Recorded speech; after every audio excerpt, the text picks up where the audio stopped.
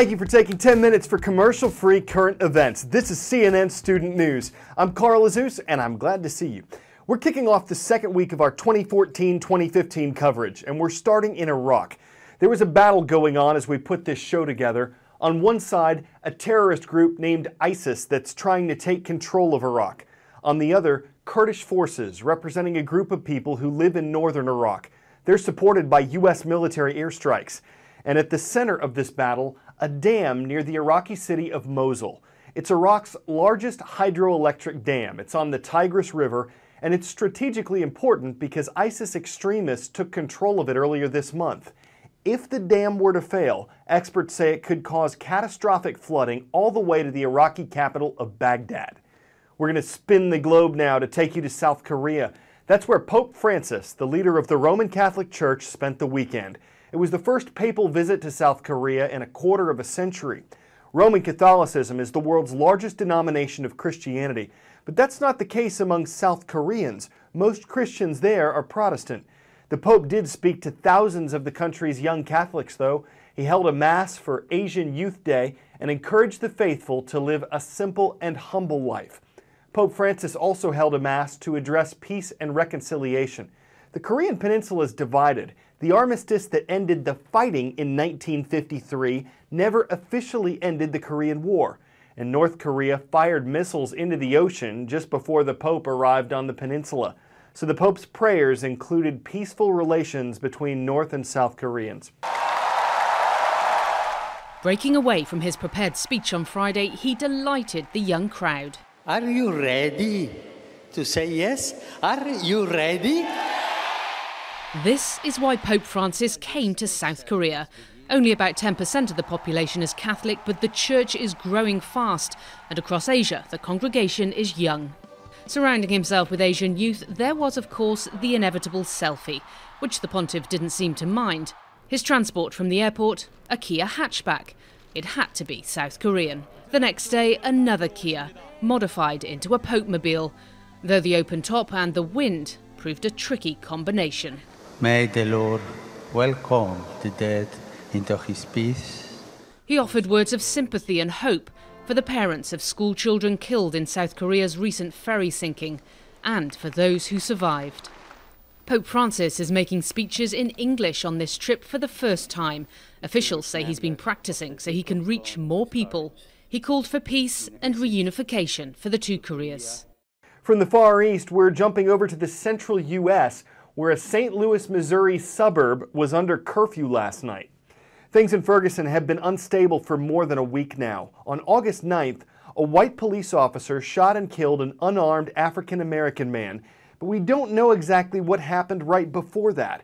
It looks like there was some sort of scuffle between the officer and 18-year-old Michael Brown. Witnesses say Brown was trying to surrender to police when he was shot. Police say Brown struggled with the officer and reached for his gun. Protests began after the shooting. Some of them have involved violence, looting, the burning of a convenience store. Last night's curfew was scheduled from midnight to 5 a.m. It wasn't the first one in recent days, but it had the same goal, aimed at helping restore calm to the troubled city. Time for the shout-out. Cambria, magneto, and papyrus are all examples of what? If you think you know it, shout it out. Are they all plants, wheels, fonts, or engine components? You've got 3 seconds. Go! Individually, the words all mean something different, but you can find them together on a list of fonts. That's your answer, and that's your shout-out. Would have been easier if we'd gone with Arial or Times New Roman. Harder if we'd gone with Chavez Pro. That recently invented font is how some supporters are remembering former Venezuelan President Hugo Chavez. The controversial leader, a self-declared socialist, died of cancer in early 2013. On what would have been his 60th birthday, a new type of tribute was introduced. A new font, Chavez Pro, was unveiled during birthday celebrations.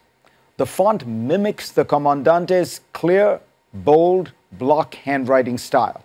It's a neat idea. If you're shooting for the history books, you may not be able to get your face on a coin or dollar, but you might be able to get your handwriting in a typeface. We thought we'd try out a few fonts of our own. The Secret Service might have something to say about Barack Obama oblique.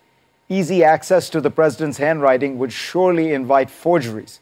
It's a bit hard to read anyway. Our neighbors to the north might enjoy Stephen Harper MS. Its immaculate cursive is certainly easier on the eyes. If you thought a font fit for a queen would be even neater, think again. Queen Elizabeth's distinctive handwriting is even more difficult to decipher. So Times New Royal is a bust. But I suppose the Queen has her face on all the money anyway.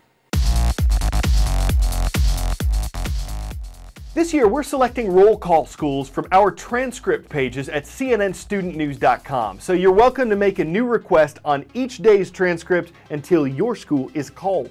If you were located in Falcon Country, say Peyton, Colorado, and you were named Falcon High School, you know what your mascot ought to be.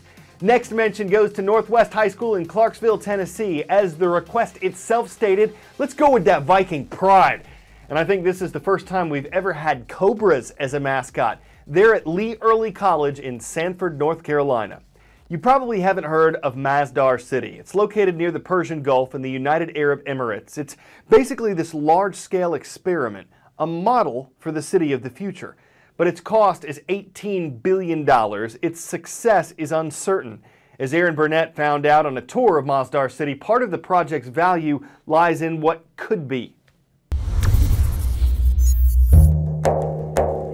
About 20 miles outside Abu Dhabi, Masdar City is striving to be the greenest city on Earth.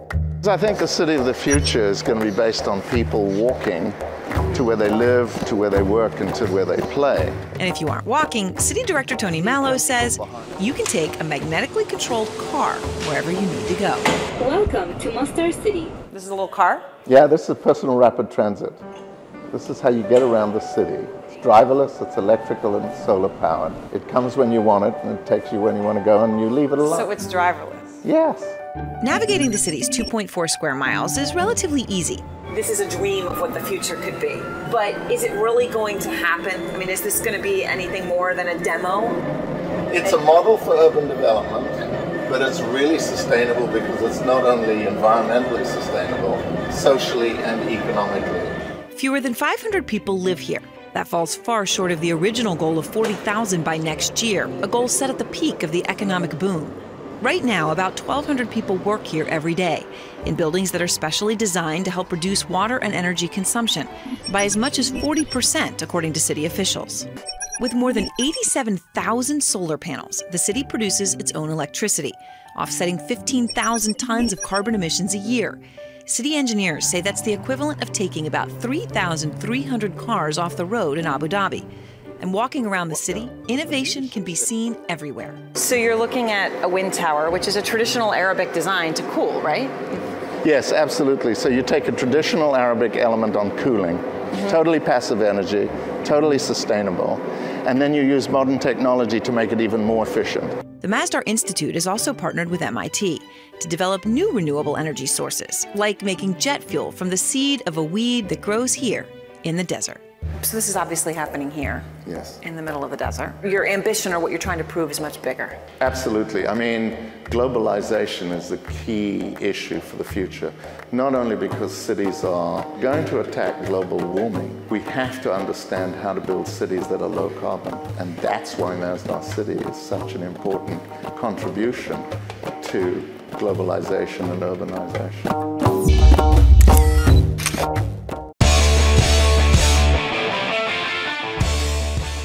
At a California hotel, room service is about to be automatic. This thing is named Butler. Get it? When a guest needs something simple, say a bottle of water and a toothbrush for instance, Butler can get the items, roll up to the rooms, and make the delivery. The company that makes the robot won't say how much it costs, but a hotel rep says it's not intended to replace people, just enhance customer service. It's not the fastest thing you've ever seen, but if you accuse room service of being robotic, remote, emotionless, cold-blooded, indifferent, dispassionate, or just plain inhuman, well, it's hardly an insult. Just remember, that guy's a machine. I'm Carl Azus, and CNN Student News delivers more puns and news tomorrow.